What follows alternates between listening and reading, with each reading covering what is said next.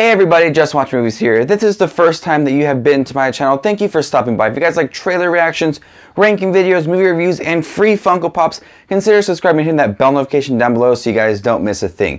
It is that time of the year to discuss some of the biggest surprises and the biggest disappointments for this year. This year I decided to combine it into one video. Now we're going to talk about the surprises and the disappointments. The surprises are films that I wasn't thinking much about. I had really low expectations for those movies, and I left the theater really happy with them. I was really surprised on how much I enjoyed them. And the disappointments, I had really high expectations and they just didn't meet that expectation.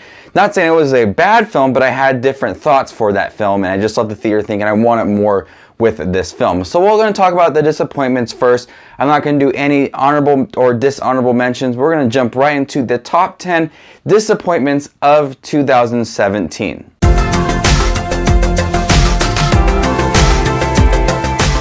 I was really looking forward to The Dark Tower. It seemed like it was a great year for Stephen King movies. We had It and The Dark Tower and two Netflix original films based on Stephen King novels. And I haven't read the Dark Tower series, but from what I heard, it's a really intriguing storyline. And we had Matthew McConaughey and Idris Elba in two big roles for Stephen King novels. And this movie just was very boring. It was a bad film. It didn't do a great job balancing this other world that this boy had traveled to and the human world as well. They just didn't know how to handle both of those worlds, and it left a messy film.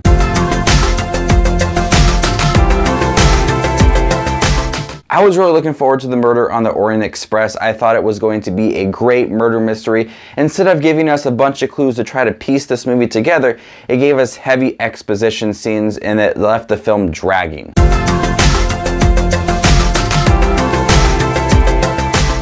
The marketing for It Comes at Night and the trailer for this movie seemed like it was going to be a zombie story of a family that was stuck in this house, and if you left the house then you would get sick, but it chose to be something different. I'm not saying that it was a bad film. I felt it was a disappointment because of what the trailer sold this movie as.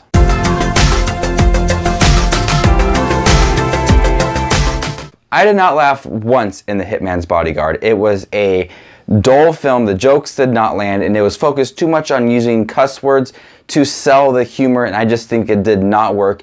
Ryan Reynolds and Samuel Jackson did have pretty good chemistry, but the jokes did not land and I thought it was a bland movie.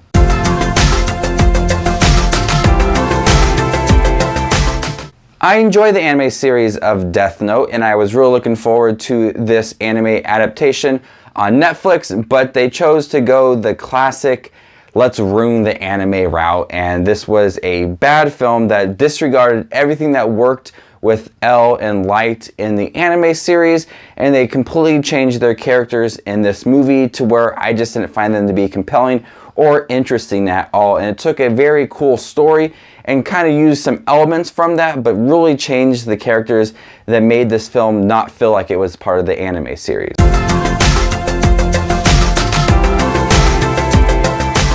I wasn't expecting too much going into Valerian City of a Thousand Planets, but I was hoping for a fun, enjoyable film. Instead, I got a movie that is visually stunning and boring. I got a film that looks really cool, but it is boring. I did not find this movie to be fun. I thought the visuals were great, and that's the only thing I could say for this film is that the visuals were good. The characters were horribly written, and they had way too much going on in this story.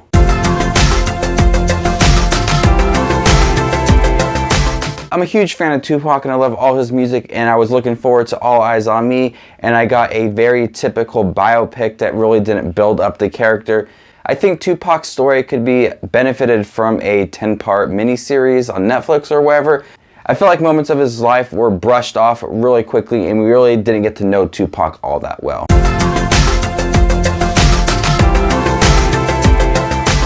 The reason Justice League is a disappointment is because Wonder Woman was so good. I was hoping that Justice League would be just as good, but we got really quick setups for The Flash, Aquaman, Cyborg, a pretty bad CGI villain, plot points that just seemed very rushed, but overall I think it was a fun film. I just wanted more from this film. I wanted to really get involved with some of the characters, but I just couldn't because of how rushed their storyline was.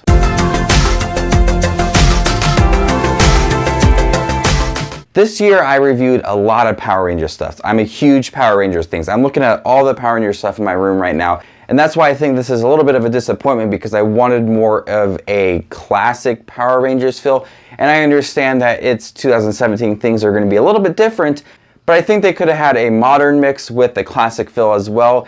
And I wish there had been more Power Rangers in this movie. Instead of the setup for the teenagers and their chemistry, I wish I would have seen more Power Rangers, and I hope that they can do a Power Rangers 2 to where we can benefit from those moments of them all fighting together.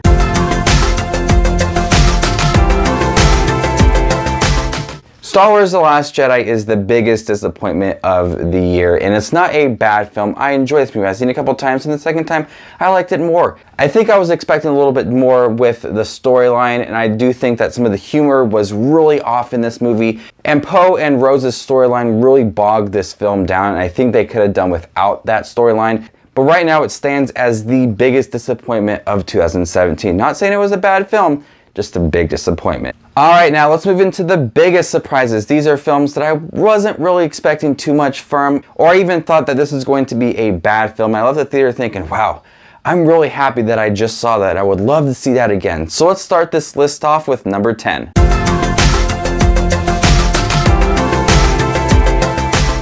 I wasn't expecting too much from Girls Trip, but I found myself laughing a lot throughout this film. It is a quickly paced film, and all of the characters really work, and they all added special moments to make this film really funny.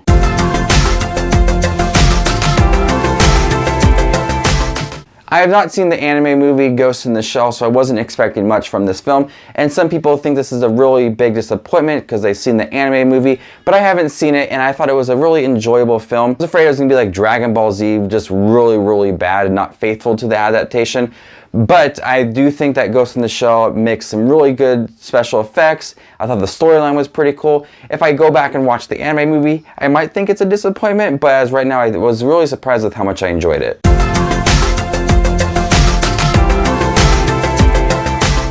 Despicable Me 3 I thought was a really fun, enjoyable film. I did not like 1 and 2, but this one was really cool. I think the villain definitely worked in this movie.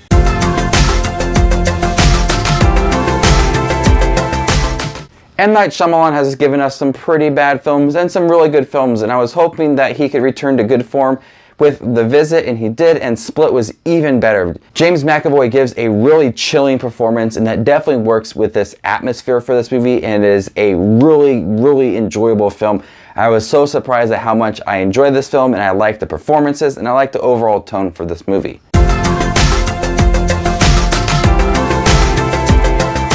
I was expecting nothing for Jumanji: Welcome to the Jungle. I really loved the Robin Williams film, so I think I wasn't expecting too much from this one, but I do think that Jack Black gave a really hilarious performance acting as a young girl. The Rock was really cool, Kevin Hart was awesome, Karen Gillan was cool. Everybody played their parts really well, and I like that they were playing someone else. They weren't playing the typical Dwayne Johnson or the typical Jack Black. They were playing someone else in the real world, and the teenagers came to Jumanji, and they had these avatars, so these big A-list celebrities had to play smaller teenagers, which I thought was really cool. It was a really high-energy film, and I really enjoyed it.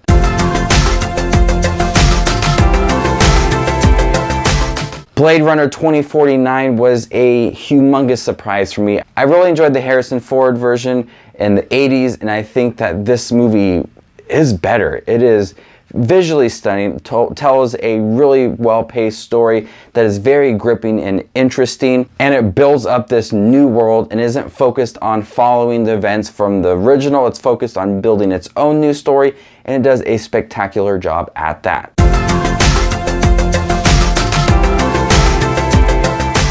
Wow, Cars 3, wow. I thought this was really cool. I did not like 1 or 2. 2 is probably my least favorite Pixar movie, and for Cars 3 to really come underneath the radar and just swoop in and just be really cool was a big surprise for me. I remember leaving the theater and thinking, wow, who would have thought that I would like Cars 3? And I did. I think that shifting the storyline from Lightning McQueen to the other race car was a smart move, and I do think that the other race car in here, this girl that was working alongside Lightning McQueen, was an interesting story. They had really good chemistry. It was a fun movie. I really enjoyed it.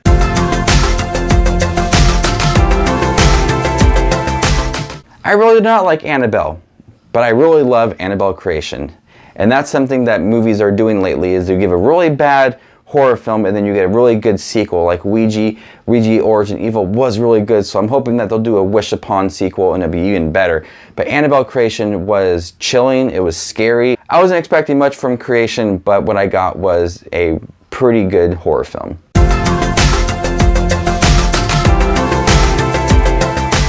I don't know what to think about Jordan Peele directing a horror film, but what we got is one of the best movies of this year and one of the biggest surprises for 2017. Who knew that Jordan Peele could direct a horror film so hauntingly good? He did mix in some humor in there, but I do think that this is a straight horror film. I do think this movie was very intense and suspenseful, and Jordan Peele directed the hell out of this movie.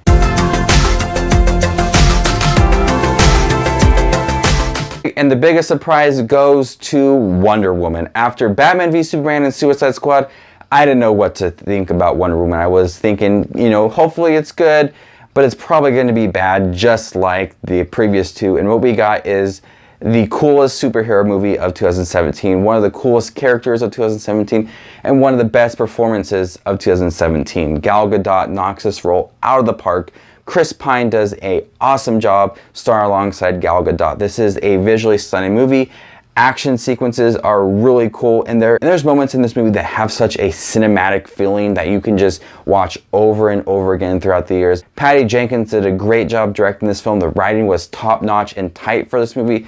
I was so happy with Wonder Woman, and that's why I think Justice League was a disappointment, because Wonder Woman was so good. So there you guys have it, the disappointments and surprising films of 2017. Before you guys leave this video, what are your surprises for 2017? What are your disappointments as well? Leave that list down below. Coming up soon, we'll have our list for the best and worst films of 2017. I can't wait to get those videos out for you guys. You guys are the best as always. This is Just Watch Movies, and you stay classy.